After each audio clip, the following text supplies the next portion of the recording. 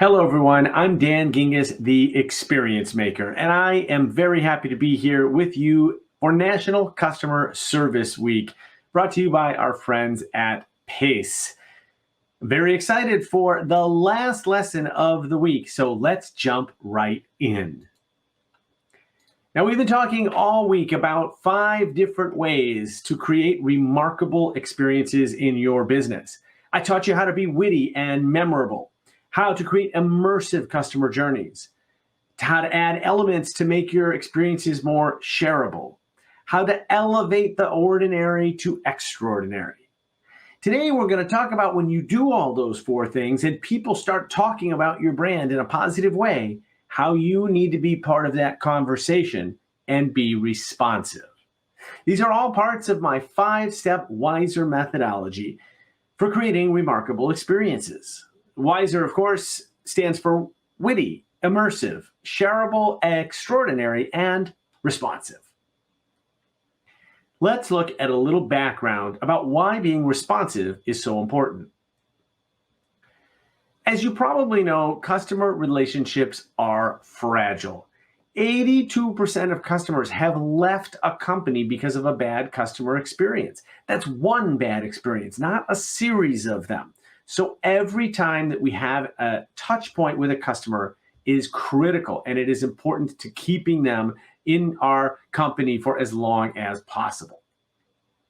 We also know that companies that don't respond, especially on social media, risk customer churn. You remember that leaky bucket we talked about earlier? Well, that's going to happen at least 15% of the time if we don't respond on social channels. You know, I wish I said this quote, but instead I had to use it in my book and cite the person who did say it, Chris Zane, who is the founder of Zane's Cycles bicycle store. He said, customer service starts when the customer experience fails. Folks, if you want to get rid of your entire customer service team and bring those expenses down to 0, all you have to do is have a perfect customer experience. Of course, as you probably know by now, that's not happening anytime soon. And even if you could get there, your customers' expectations would change the next day. So of course, customer service is still going to be necessary. But we know that that moment is heated. And so if customer experience has already failed, we've got to create a great experience during the servicing piece. In fact, 82% of customers say they want an immediate response when they have a sales or marketing question, and that jumps up to 90% for customer service questions. I don't need to tell you, this is basically everybody. We do not have a choice here. We need to respond and respond quickly. All right, let's talk about being responsive and share some fun examples of what happens when we do respond, and particularly in social media when we can be engaging. Now, if you don't work in social media, that's okay. You can still use these in other channels as well, maybe on the telephone or email or chat. Any of those, we can also use some of these tidbits. So I hope you enjoy these great examples. You know, when I was at Discover Card, my favorite tweet that ever came to us was from Rob Speciale. And he said, haven't checked my mail in a few days, and there are 3 offers for the Discover It card: persistence or lack of coordination. Now, we taught our agents that when appropriate, it was okay to mimic back the tone of the poster on social media. And I think we could all agree that Rob is a little maybe cheeky, a tiny bit sarcastic. So Amy responded perfectly by saying, wow, we must really want you to apply, which I thought was a perfect answer. She, of course, then gave him instructions for how to get his name off of the list. Rob writes back, however, and says, at Discover, kudos for the prompt response time. Okay, I'll bite, mostly because of your response, Amy. Hashtag great service. Now, let's recap. In the span of exactly 13 minutes, Rob went from being a brand detractor into Discover's newest customer. Unbelievable, right? Now, I have to admit this tweet is a number of years old. I think it was from 2014. Around 2020, I asked myself, I wonder if Rob actually ever did become a customer, because this story wouldn't be quite as good if he didn't. So I went back to that original tweet, haven't checked my mail in a few days. I responded to it with my own personal handle, @dgingiss. And I said, Rob, I know this is crazy, but I used to work at Discover. I'm just curious, did you ever actually become a customer? Rob wrote me back in 5 minutes and said, still a happy card member. 8 years later, Rob's a customer because Discover was responsive. This Is Us, the popular show on NBC that just ended its run, ran an episode right after the Super Bowl on the same channel as the Super Bowl, so it had record ratings. This was also the most critical episode of the entire series. Now, no spoilers here, but let me just set up this scene for you. The main character there is Jack. He's our hero, and the antagonist in this particular episode happens to be the crockpot in the back. Next morning, the Crockpot Company wakes up to thousands of tweets like this one from Kayla. Thanks to NBC's This Is Us for crushing my soul week after week. Additionally, I'll no longer be making my crockpot chili after last night's episode. Uh-oh. But never fear, Crockpot got on the horse and started tweeting back. We're heartbroken over last night's episode too. Kayla, we're innocent until proven guilty. Since the 70s, we've been providing families with quality and safe products. Here comes my favorite part because they kind of know Kayla's age. They say, ask your parents if you don't believe us. Anybody want to guess what Kayla did next? I'll bet you didn't guess this. I apologize for what I said when I was in an emotional state. I could never live without my beloved crockpot. Hashtag crockpot is innocent. Amazing, right? Another person who came out into social media, wasn't saying the nicest things, and then turned out to be a brand lover after all.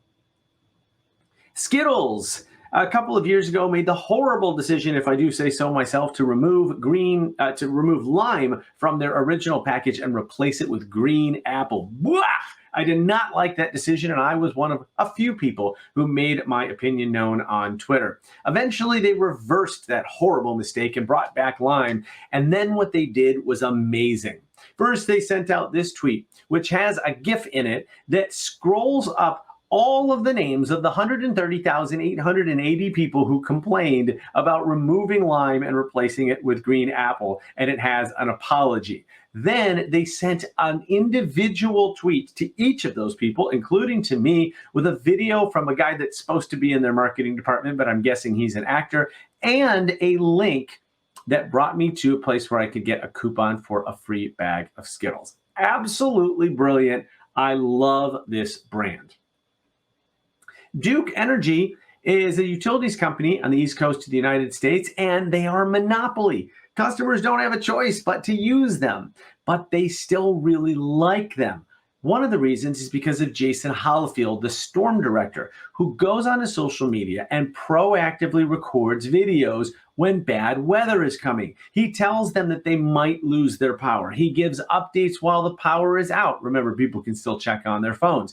What happens is that people have far more trust of Duke Energy. They don't call customer service and flood them during this emergency time, which is great because then they can focus on other things because they already know that Duke is on the case.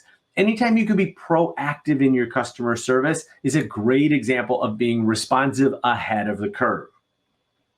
Finally, Darren Rovell, who used to be at ESPN, posted this about NBA All-Star Steph Curry. He got a letter in the mail, a handwritten letter from 9-year-old Riley Morrison, asking why his sneakers did not come in girls' sizes. Now, if you read her letter, it is absolutely great. It definitely tugs at the heartstrings. It mentions that she knows that Steph Curry is a big fan of women's athletics, that he has daughters, including one named Riley.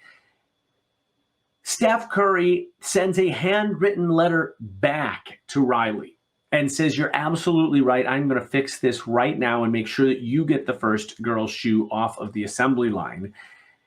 I have a project for you, he says, as part of International Women's Day, and I'm hoping that maybe you could help me. OMG, right? This is an NBA All-Star, and I'd like you to keep in mind that this guy probably has better things to do than to handwrite a letter back to a 9-year-old. It turned out that what he wanted Riley to do was to help design the sock liner for a new girl's shoe. And here you go. There is Riley holding up the sock liner, which, of course, she autographed for the NBA All-Star. Under Armour clearly turned it into marketing gold. I want to go back to the tweet from Darren Rovell one real quick to just show you that it had 46,000 retweets and 220,000 likes, all because a basketball player was responsive. So if Steph Curry can be responsive, I think we can as well. I want to leave you with 3 simple steps when you start thinking about being responsive to your customers. And this is going to get you started, or if you're already doing it, these are great things to keep in mind and make sure you share with all of your employees. The first is to serve customers in their preferred channel. Can you imagine if we called a company, dialed the toll-free number, and they said, "We're sorry, we can't talk right now. Would you mind tweeting us instead?" We'd be like, "Huh?" And yet when we tweet people, we often get companies that say, "Would you call us instead?" Or "Would you email us?" No, you need to serve customers in the channel of their choice, not in the channel of your choice. Secondly, set customer expectations. I get this question a lot. Do I have to be 24/7 on social media? Well, if you're an international airline that's flying planes 24/7, yes, you do. But if you're not, no, you don't. But you should set expectations. In your profile, say, we're going to be responsive to customer questions between business hours of 9 to 5. And then people understand if they tweet you at midnight that they're not going to get an answer until the next day. That's totally fine. It's just that you've now set their expectations. And finally, don't be afraid of complaints. I believe that people who complain do so because they care. They actually want you to fix the problem. If they didn't, they would just leave and go to your competitor. They would be part of that leaky bucket. But no, they're letting you know that you have disappointed them, that the expectation that you have not met their expectations of a great experience. This is so valuable information, not just to fix the problem for this customer, but to go look at the underlying cause and fix it for other customers as well. You too have opportunities to be responsive in your business. You just need to know where to look. Start with social listening. Make sure that you have a program that is paying attention to everyone that is mentioning you, your brand, your industry, your products, and you will get so much information about what customers are thinking. Be proactive, like Duke Energy. If you know your website's down, make an announcement about it. If you know your website's going to be down, make an announcement about it. Creating word of mouth opportunities like Skittles did, right? I mean, you doing things that you know are going to involve 130,880 people. Of course, those people are going to talk about it. Turning detractors into advocates is one of my favorite things to do. That's why I love that Discover example so much, as well as the Crock-Pot example, because you started with somebody that might have been upset with the brand and you turned them into an advocate. And finally, responding offline as Steph Curry did, right? We know that people certainly use channels that are not necessarily online channels, in particular the telephone, but also I think people do still send letters. It is important to be responsive in all channels, especially if you're marketing in those channels. You have to be there to provide service. I want to thank you so much for being here today. I've really enjoyed going through these 5 steps with you to create remarkable experiences. I hope that you are a little bit wiser after this week of experiences with me. And if you have any questions, feel free to reach out to me. I'm at dan@dangingiss.com. You can find me on Twitter and LinkedIn. And because I practice what I preach, I think you'll find me to be responsive. I hope you have a great rest of your week.